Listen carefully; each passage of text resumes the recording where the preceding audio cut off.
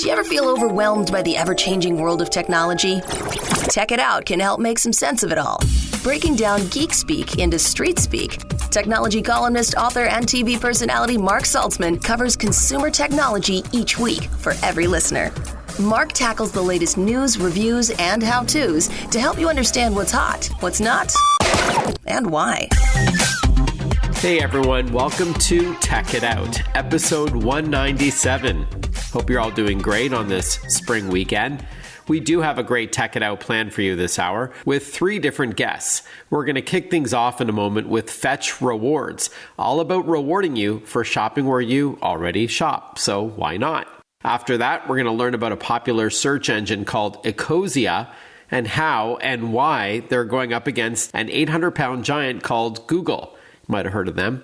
And finally, how eye exams have gone high tech and how you can do it at home with your smartphone when we talk with EyeQue. That's EyeQue. All of this and more on a brand new Tech It Out, powered by Asus, for those in search of incredible. I'll tell you more about Asus in a couple of moments, but let's officially kick off the show with our first interview. Real simple question for you. When you're shopping for something, why would you spend more than you need to? Well, if you haven't yet heard of Fetch Rewards, it does award real gift cards for points that you can collect for free just by scanning your shopping receipts. Joining us to explain how it works, who it's for, and how much you can really save, we're joined by Wes Schroll, CEO and founder of Fetch Rewards. Welcome to the show, Wes. Pleasure to be here. Thank you so much for having me. Why don't we start off at a high level? What is Fetch Rewards all about? So Fetch is all about giving everyday consumers a really easy way to get rewarded for all the shopping that they were going to do anyways. The way that a user would actually use the platform today is to download the Fetch application and then take pictures of any receipts that they have from any retailer across the country. They could also connect their digital accounts, so think email or an Amazon account, and we'll pull in all digital receipts that they have too. And we guarantee them that they will be rewarded every time they submit one of these receipts. If they buy any of the hundreds of brand products that we have, think brands like Pepsi, Frito-Lay, Dove soap, brands like that, they'll be rewarded with incrementally more. And then also if they shop at retailers that are coming in and out of the app as partners, they can earn even more from that. So we try to make it as easy as possible. Just coach people into submit any receipt that you have and you'll get rewarded for it. All right. So it sounds like you do your shopping as you would anyhow, as you said, but the rewards part comes later. So it's not like other apps that may look for a good deal for you. You've already purchased what you want to buy. Yep, exactly. So what we're doing when you take a picture of that receipt is we're pulling information from that picture that will tell us what the retailer was that you shopped at and what items you bought. And based upon that, it gives us information to go and connect you with brands and retailers that we think are going to be very relevant to the areas that we already see that you're spending money. And they will come in and basically be able to then offer you additional incentives or reward you in real time right there for having purchased their product or shopped at their retailer. So it all takes place after the fact. All you need to do is take a picture of that receipt, and then the rest of the work is on us to go and fetch you the points that you deserve. All right, got it. So with that in mind, Wes, can you walk us through how it works and what happens with that data, by the way? Like I'm sure some of our listeners would be curious to know if they're going to start getting inundated with ads, or let's say I wanted to buy, I don't know, diapers for my kids from Huggies or shop at my local Target. You take a photo of the receipt if it's a paper receipt with your phone, or you send it off if it's digitally to Fetch? Yep, that's correct. And in both cases, we will look at the transaction details. We'll see that you bought Huggies, and Huggies is one of our partners. Okay. So they will reward you with even more Fetch points than you would normally earn for having purchased their product. Now, to the second question about what do we do with the data, we utilize that data to better target our users within the Fetch application. So if, let's say, instead you had bought Pampers, who's not a partner of Fetch, that would be information for us to then, have the app then display for you next time you're about to go shopping. Hey, Huggies is the partner product that you would have earned points for. So we will actually try to coach our users in to how they can maximize their points. And we're utilizing the data to be able to do that, but within the four walls of Fetch. Thanks for the clarification, Wes. So if they're not a partner, you still get some rewards like Pampers, just to stick with that example? Yep, exactly. So you're going to get rewarded every time you take a picture of a receipt. That part's guaranteed. Regardless of what you bought, there's always a minimum level that you're going to earn. Now, beyond that, though, when you start to buy those products, that's when you can earn incrementally more. Mm-hmm. The reason why we reward you for every transaction is because it actually is very helpful for us to have that information so that we can then go and on our consumers' behalf, go to other brands and retailers and say, hey, look, we have 1 million people who are buying within your category. And right now, this category does not have a sponsored brand as a partner. Right. You should come in and be the sponsored brand so that we can get people not to spend more in the category, but to just shift some of their spend to be more consolidated with the brand that we're partnered with. Yeah. So that's why it's really important for us to get all those receipts. Essentially, it's our consumers are voting for us to go get certain brands or retailers by submitting those receipts, because we look at the ones that, just as importantly, don't earn you points, and those are an opportunity for us to go out there and do more on your behalf. Got it. And just to close the loop on how it works, so you would get more points if it was a featured brand that works with Fetch, but even if not, you collect and amass these points that you can then redeem for, is it cashback or a credit? How does that work once you've got all those points that you want to spend? Yep. So all the points that you're earning are Fetch points. So regardless of the brand or the retailer that you're shopping at, all these points are going to be Fetch points. You can then turn around and, as you accumulate those, redeem them on hundreds of different options. Think virtual gift cards. So say a gift card to Chili's or to Amazon or to Target, or you can donate them to charity. You can enter them into sweepstakes, take them into Visa cash card. So all kinds of different options for how you can turn your points into something that you find valuable. We don't really care what you redeem them for. We just want you to find something that you find motivating and valuable and worth the time that you put in scanning the receipts. We are chatting with Wes Schroll, CEO and founder of Fetch. This is a platform that awards real gift cards and other benefits in exchange for points that you amass by shopping for various brands, both online and at retail. How many users do you have to date? Yeah, we have about 7 million monthly active users right now. That's great. And mostly in the U.S.? They are all in the U.S. today. We do have international expansion plans on the horizon, but as of right now, it is all within the U.S. Can you quantify how much you've helped your users save over time, whether it's a total of everything that you've awarded so far or how much the average person is saving, say, annually? So we launched the application in March of 2017. And since then, we have issued back to our consumers about $150 million worth of points that they can then redeem and turn into all those different options that we talked about. Wow. And then you said it was an application, so I'm assuming it works with both iPhone and Android? Yep, that is correct. Okay. Is there a web component at all, like a desktop for computer shoppers? As of right now, there is not. Again, any of those web transactions that you're doing, the receipt that gets sent to your email is how you can then open up from the mobile app and connect it so that we can still pull it in and get you rewarded. So you can still get rewarded for online shopping or offline, doesn't matter. But as of right now, it's all done through the actual mobile app. And do you forward that receipt that you may get from, say, Amazon to Fetch, or do you take a picture of the online receipt with your phone? So you'll actually open up the application, and there will be a place where you can connect. You can link directly your Amazon and email accounts, and then every time you open the app, there's a button you can press that will give permission to the device to locally be able to go and pull in any relevant receipts. So all that information is stored locally on device on your phone, so all of your credentials and everything are safe. And then you just prompt the app when you want it to go and search for those receipts, and then it will only pull in receipts that you'll earn points for. Connect it once, and then you're good to go. As we wrap up, Wes, is there one sort of misconception about Fetch that just irks you, that you need to always have to clarify to people? So one of the things I love to do is when you just go on Google and type in fetch rewards and see what it autofills with.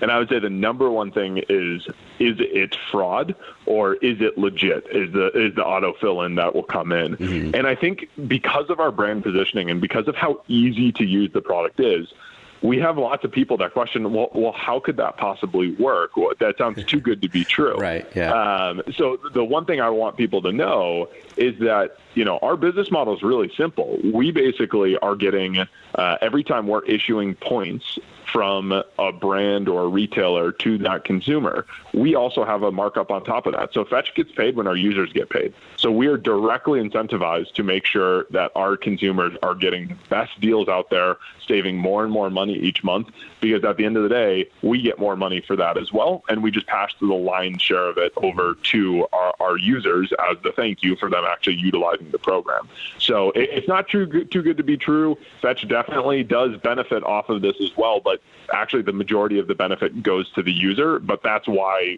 we're able to run the program and keep it as easy as it is today. Yeah, it sounds like a win-win-win. It's a win for the brands. It's a win for Fetch for partnering with these brands. And it's a win for the consumer to earn back points that can be redeemed for cash or for other products, just for buying the things that you would buy anyway. So it sounds great. What's the best website to learn more? Would you just recommend going to the App Store or Google Play for Android devices and typing in Fetch Rewards? Absolutely. Otherwise, check out fetchrewards.com. Either way, you'll be able to find the information and download the app. Thanks so much, Wes. Good to chat with you. Congrats on its success to date. Sounds like you're doing really well. Good to hear. Thanks so much. Appreciate you having me on the show. He has a good radio voice, huh? I should be worried, I think. When we return on Tech It Out, we're going to learn about Ecosia, a green search engine, and what that means. We'll be right back. Stick with us. Listen to Tech It Out whenever you want. Find the Tech It Out podcast at iTunes or wherever you get your podcasts.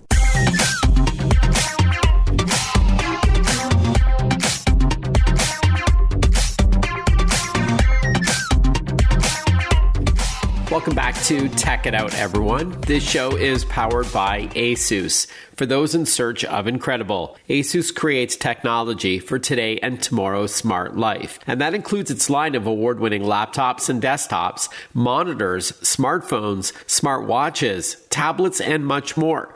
For those in search of incredible, visit asus.com/US/radio for more info. That's asus.com/US/radio. When you want to search for something online, where do you go? Well, chances are you think of Google. I mean, hey, it's even a verb, right? To Google something. But they are not the only player in town. In fact, other search engines can not only help you find what you're looking for, but using them can also help the environment. To explain what Ecosia is all about, we're joined by Ruby Au, head of North America for this company and search engine called Ecosia, spelled Ecosia. Welcome to the show, Ruby. Thank you, Mark, and great to be on the show. Really excited to tell all of your listeners a little bit more about what we do. So yeah, why don't we start off at a high level? What is Ecosia all about? In the simplest of terms, Ecosia is a green search engine. So that thing that you log on to and you type in weird questions and you learn all about everything you probably didn't even want to know.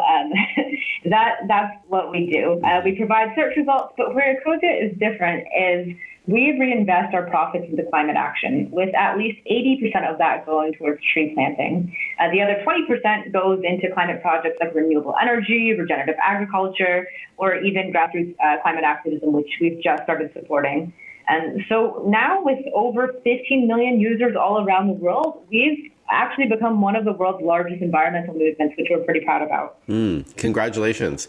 So can you explain how searching the web can result in trees planted around the world? I mean, just by connecting the dots. So you said revenue generated. Is it by ads? You don't intuitively think about it, but a search engine is actually an advertising platform. So when you're doing your searches, some of the links that you see at the top, bottom sides, those are usually ads placed by companies. And when you click through on those links, then the search engine is making advertising revenue in the background. Now, most companies obviously will just, as a normal company would, reinvest that into their operations. But then Ecosia takes all of the profits that we're making from the advertising, and then we put it into what we call our tree fund. So this operates almost like an investment fund. It's where this pool of money goes, and we use it to finance tree planting all around the world. Last year, we put around $12 million into this fund, which specifically went into tree planting operations. And then we put around another $3 million in, which went towards the other climate projects I talked about, renewable energy, regenerative agriculture, et cetera, et cetera. Mm-hmm. And so you can actually see all of this. We publish our financial reports online in the spirit of transparency and letting our users know where their searches and therefore where the money that they've created is going. Mm-hmm. And so everything is publicly available, and we like to keep that spirit of transparency up. So with those kinds of numbers in the millions, how often are you planting trees with that kind of money? And how many have you planted so far? So to date, we have planted over 124 million trees, still ticking up. And this was a huge milestone for us. Last year, we hit 100 million in July. And to give you a sense of that timeline, we were founded in 2009. So it took us a little over a decade, from 2009 to 2020, to plant that 100 million trees.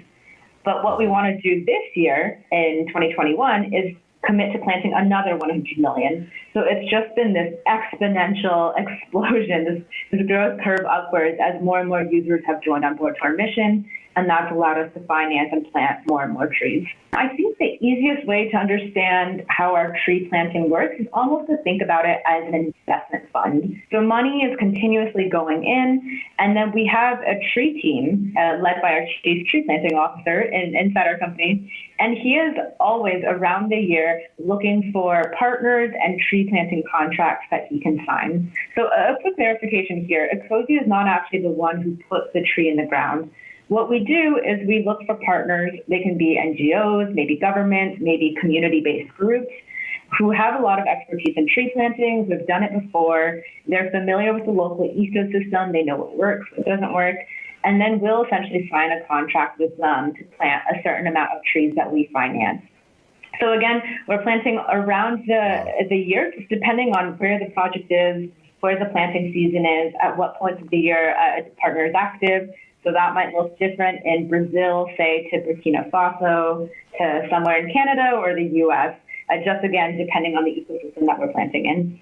Wow, congrats. Dumb question, but I read something recently that challenged this. But does planting trees really make a difference to help fight climate change? I mean, I've grown up hearing that, but... Mm-hmm. The short answer to your question is yes, trees help fight climate change. But I think the longer answer, and the one that I'm going to give you, is that it's not as much about planting trees as about growing trees. And there's a correct way and an incorrect way to grow trees. So take that example of last year we planted 37 million trees. In the first 20 years of their life, those trees will sequester around 3.4 million tons of carbon. But that's making the assumption that they survive to 20 years, which means they need to be cared for, they need to be monitored to make sure they're doing okay. And protected. Exactly, and protected. Exactly. And so sticking a tree in the ground, not quite enough, but growing a forest, and not just any type of forest, but a diverse forest. We don't, for example, plant monocultures. We only plant, or majority only plant native species. All of those things are important to this formula of getting tree planting right. And when you get it right, it does incredible things for the climate, and not only climate, but biodiversity, wildlife protection, right. All these great spillover effects. Sure. So the answer is yes, but to do it right. So aside from the environmental benefit to using Ecosia, when we return, I'd like to ask you why someone would use it as a search engine. So please stick with us. We'll be right back. Want to follow Mark? Google him. Mark with a C and Saltzman with a Z.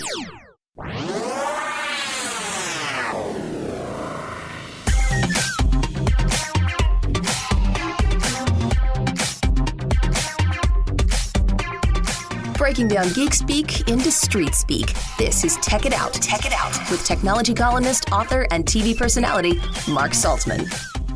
Welcome back to Tech It Out. We're chatting with Ruby Au, head of North America for a company and platform called Ecosia, Ecosia. They're also a search engine. Speaking of which, before the break, I acknowledged that all the environmental benefits to using the platform are worth applauding, in my opinion. But as a search engine, though, why would someone want to use Ecosia compared to the more popular ones out there? Interestingly, Ecosia started off as a search engine, and it still is a search engine, But in the long term, how we're thinking as a company is to diversify beyond search. And what we'd really like to build is a green companion that helps you make more sustainable decisions in your day-to-day life. So as an example, what we just implemented as a feature last year in 2020 is called the Green Leaf feature. So this means when you're searching on Ecosia and a company, let's say you're searching for pet food and there's a specific company that's doing sustainable pet food, you'll see them come up and you'll see them with a little green leaf icon next to their name so that you know, oh, this is a company that's doing good for the environment and maybe I want to prioritize buying from them. Alternatively, if you're searching, let's say for something else and a company that's doing not so great for the environment, so it might be a fossil fuel company or a very carbon intense company, pops up with their name, you'll see a little coal icon next to them. And so then you can also make your decisions accordingly with that information. And so this is one of the first product features we're starting to roll out and test. But in the longer term, again, pulling in things like Ecosia Travel, Ecosia Shopping, they're things we'd like to build in the long term so that when you use Ecosia, it's not just you're getting information in your search result, you're actually getting information that allows you to make more green decisions. Very cool. How big is Ecosia now? I think you mentioned now have 15 million users around the world. I understand you're one of the largest search engines with that in mind. Yep, 15 million users in the world, and depending on which market you're looking at, we are in many cases in the top 5 search engine. Wow.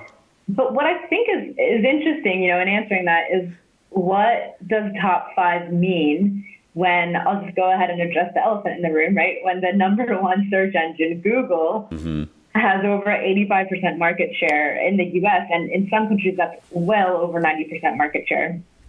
So on the search side, we as a company have had a history of flagging Google's, what we deem monopolistic practices and really supported policy regulation in this area. So for example, back in 2017, we boycotted Google's Android choice screen auction. But then people usually want to know, is it even worth trying? They're such a giant in this space. And I would say it depends on what you're comparing us on, right? Ecosia never set out to be the biggest search engine in the world. In fact, we originally didn't even set out to be a search engine when our founder was first thinking about what he wanted to build. We set out to be the biggest and best planter of tree species in the world to address climate change. And if you're comparing Ecosia to Google or any other search engine when it comes to the amount of trees we've planted, the amount of good we've been able to do, then we're ahead by miles. And so for us, we're not really counting success on how many searches are coming through and revenue are we generating from our advertising, although that all factors into how well we do as business. We really measure success on how many trees we've been able to plant and how many dollars we've been able to allocate towards climate action. Thank you for that. Outside of tree planting, you hinted at some other climate-focused impact areas that Ecosia finances, like regenerative agriculture and such. Can you elaborate a bit on that? Absolutely. There are 3 main ones we're looking at right now. That's regenerative agriculture, renewable energy, and grassroots activism. Regenerative agriculture is essentially agriculture that replenishes the soil and the earth and ecosystem rather than depletes it. And so in Europe, we've just launched an incubator to support farmers who want to transition over to regenerative practices. We help finance the upfront capital investments for them, and then they pay it back with a profit-sharing agreement. In the other spaces, renewable energy, for example, we've actually built our own solar plants back in 2017 that produce twice as much clean solar energy as is needed to power all of our searches. And not only that, it's actually preventing coal emissions from happening because it's crowding out coal energy from the grid. And in 2020, that prevented around 4,500 tons of CO2 emissions actually just by crowding out that dirty energy. And then grassroots activism, anywhere we see, community activity happening, whether that's youth activists or community projects where we say, wow, that really resonates with what not only we're trying to support, but what this community of climate activism, community-led climate action stands for, will oftentimes kind of put in financial dollars behind it to help it get a step further. Very impressive. Before we wrap up, I understand Ecosia also positions itself as a privacy-friendly search engine. Can you talk to us a bit about that? Ecosia thinks of itself as an ethical tech company. And the obvious part of that is having this external mission of we're planting trees, we're investing into climate action. But ethical tech for us not only means having an external mission, but it's built into the DNA of how we think as a company. That means for us, it's not okay to be saying we're doing all of this amazing good for the world, but we're exploiting our users and we're selling their data to make more money. So that means we're completely privacy friendly and we don't track your searches. Everything that you send through Ecosia is encrypted. We don't sell your data to advertisers. And, all of this kind of comes together as a package when it comes to ethical tech. And our users will be the first to tell you. They'll call us out very quickly if they see us doing anything that's against our values and what we communicate. So we try to hold that in really high regard.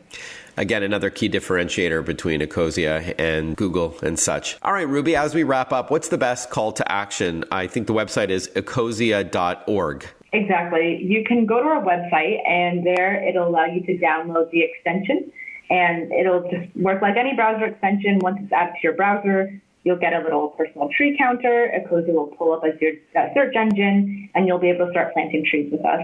All right. So again, ecosia.org, and that's the best place to get going. Ruby, thanks so much for your time. Keep up the great work. I'm really impressed. All the best. Thanks again. Thank you, Mark.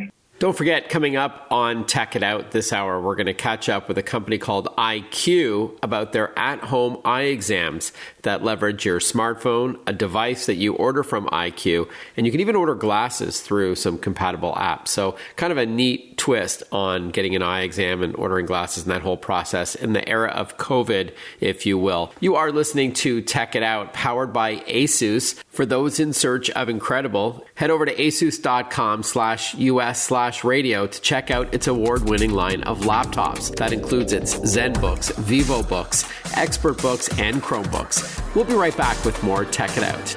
Don't touch that dial. Breaking down geek speak into street speak. Tech It Out, hosted by Mark Saltzman.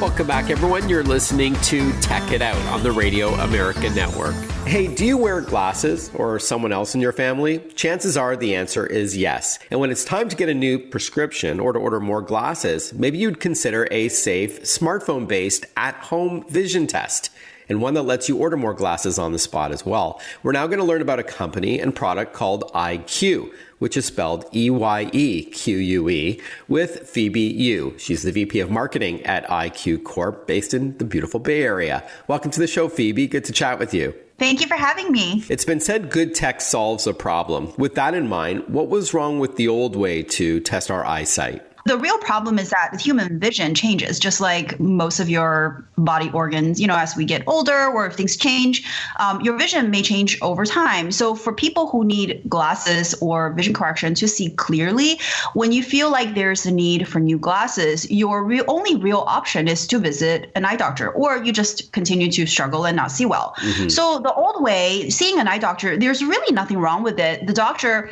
gives you an eye health exam. They refract you to give you the right numbers for you to see clearly. Again, there's nothing wrong with it, but the main issue is that it does not reach everyone who has the need. So basically, if you have eyes, you have the need for an eye health exam, and more likely than not, you need vision correction to a certain extent. Mm-hmm. So EyeQue, where EyeQue come in, is we have developed a suite of smartphone-based, self-administered vision tests that are affordable, accessible, and accurate. So there's really just three types of people. The first one is people who really enjoy and love going to the doctor. They like their eye doctor. We don't need to help them. However, there's actually a larger group of people who either are dreading going to the doctor because they think it's inconvenient, or who have never actually been to the doctor. So for people like that, who our products will change their lives, being able to test their eyes on the spot and get numbers to then order glasses online through select retailers, it's very meaningful. And before we go any further, I want to specify that our self-administered vision tests are not a replacement for doctors. Everyone asks, and I just want to address that. We don't give a prescription because that's a medical document signed by a doctor, which includes an eye health evaluation. That's really important. As long as you have eyes, you should get an eye health exam, and that's really, really important. All right. So with all this in mind, talk to us about EyeQue. What's it all about? We've developed a suite of smartphone-based self-administered vision tests that can cover a wide variety of vision needs. In the past 6 years, there are several tools that we continue to improve and develop that can help anyone test and screen their eyes with these very low-cost tools that also works with a smartphone. So if you have a smartphone and you have $60 to $100 to spend on these products, you can test your eyes and screen your vision at home. So with the smartphone, what does the app do exactly? Because I understand EyeQue is also a physical device that you look into, correct? That is absolutely correct. So the smartphone is a place for us to generate test data. The hardware are optical devices. And without these optical devices, there is really no way to actually test your vision. So the optical devices and the app work together to help us calculate the corrective power needed for your eyes. And at the same time, we can perform simple tests, digitalized eye charts like visual acuity. That's whether or not you see 20/20. We can test for contrast sensitivity as well as color deficiency very, very quickly and easily. And how accurate is it, since we're now left to our own devices, pun intended, to use EyeQue in order to test our eyesight? Is it comparable to what you would get in a medical environment? Actually, this is a much lengthier explanation, but I'll try to go in and simplify that. First of all, human vision changes and there's fluctuations day to day, even hour to hour, a little bit at a time. There is a range of corrective power that will work really well for you to help you see 20/20. Knowing that there's a range, there's no one set of magic numbers. We are able to, using our devices, when used correctly, help people correct their vision to 20/20 if they can actually achieve that level. We have had tremendous support from our community and great feedback from our customers, which is one of the reasons why we've rolled out a new try-on glasses program. All right, I'm going to ask you about try-on glasses, this new feature that you've rolled out in a moment from now. But could you walk us through how the process works, Phoebe? We're chatting with Phoebe Yu, VP of Marketing at EyeQue, about this at-home vision test solution. So right from the moment you get the EyeQue device, please walk us through how it works. Sure. It's actually very simple. You would receive the product, open the box. There is an app that you can download. We include within the packaging a QR code. Just point your camera at it and you'll get to the app right away. Download it, register for an account. And after that, everything should be basically a breeze. The attaching is quite simple. We make it really, really easy for the device to be attached with a band. You look into the device, you look through the device, and what you see are two lines, essentially, a red line and a green line. So what you would do for the test itself is to use the Bluetooth touch sensor buttons on the top to merge the lines into one solid line. So the red and green, as they merge and overlap, they turn into one yellow colored line to your eye. And based on how many pixels you've moved and the position that you move these lines with, we then reverse calculate your vision correction that is needed. All right. So we're not looking at letters like as if we were in an eye doctor's office, ask you to read the lines and the letters get smaller, the fonts get smaller as you go down the chart. I believe that's called a phoropter or something like that. So when we return, we're going to learn more about how EyeQue works. Does it work in a similar fashion to when you're at your eye doctor, your ophthalmologist, I'm not sure what the difference is, and going through that chart. So we're going to learn more when we return. You are listening to Tech It Out. I'm your host, Mark Saltzman. Stick with us. More with EyeQue in a moment. Follow Mark Saltzman on Facebook, on Twitter, on Instagram. Listen to Tech It Out whenever you want.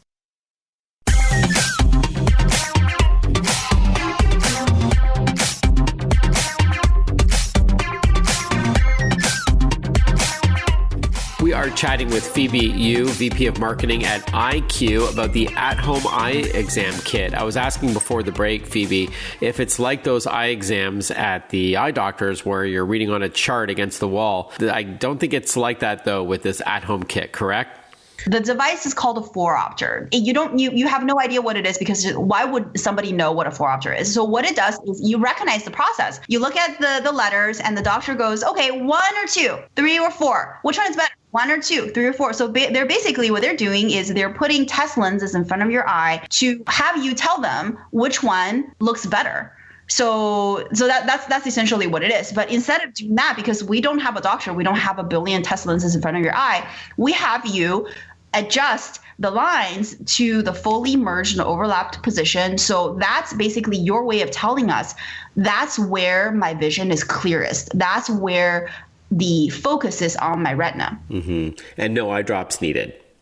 No, I okay, need awesome. Why don't we now talk about this feature called try-on glasses? What's that all about? Yes, so the try-on glasses is very dear and close to my heart. It's a really, really fantastic program that we came out with during a meeting. We have so many customers that are really confused about what numbers mean, right? You get a set of numbers that are based on your vision, but looking at this, you really don't know whether it's going to work for you. And a lot of our customers will then use this number and compare to their older prescriptions and say, oh, this number is different or they're kind of similar. What does that even mean? So knowing that there is a range to what the corrective power that can help you see well, we thought, why not have people experience their eyeglass numbers? That's the corrective powers we provide after a test. So that's the EyeQue test results. We call them eyeglass numbers.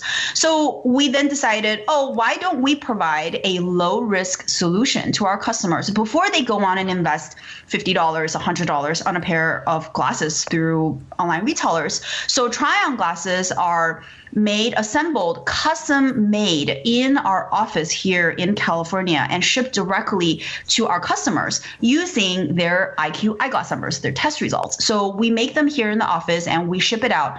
On average, our customers get them in anywhere between 5 to 7 days. And once they try it on, they now have a way to say for sure whether these numbers work well for them. And it's just been really incredible, the feedback we get. So many people are just absolutely thrilled. And it's really a life-changing experience to know that you can now do this on your own and get the most updated numbers you can use to get great glasses. All right. So just to be clear, since you don't provide a prescription right from within the app, this is a way of figuring out what that script would be with the numbers that are provided through the EyeQue process. And then you can order glasses online with an accurate prescription. Is that fair? That is a fair description. And I would go one step further to say that these try-on glasses, they're $19. They're not made to be day-to-day glasses. They're there to be trial glasses, just like the 1 or 2, 3 or 4. We're not putting a bunch of lenses in front of your eyes. We're just saying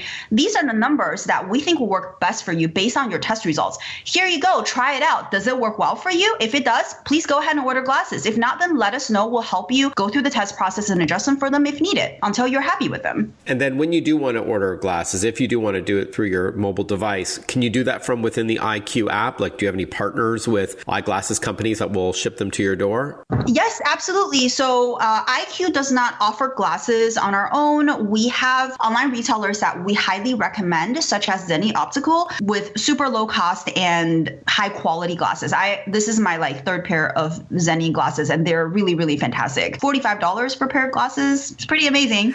So with that in mind, where could you buy the EyeQue kit? I think Amazon, for example, carries it. Is there a website that you'd recommend? Absolutely. EyeQue.com, EYEQUE.com, and click on the shop button on your upper right-hand side, and you'll be taken to our store with all of our products. The vision monitoring kit is probably the best value. These are our best sellers that are combined in a really nice soft shell case, and we offer a discount that's built in when you buy a bundle of products. So the vision monitoring kit is $159. The value of all of the products combined is over $200. So there is a built-in discount for buying a kit. So there's no other varieties for the vision monitoring kit. It's really just the kit itself. All right. So $159 at EyeQue.com, EYEQUE.